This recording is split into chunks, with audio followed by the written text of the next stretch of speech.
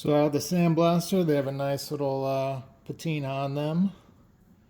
Kind of that dull metal look. Super clean though. I pretty much do this with all the bolts now. Bolts and nuts and screws.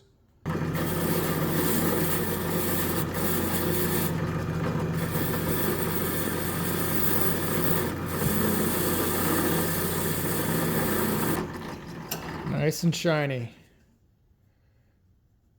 Perfect.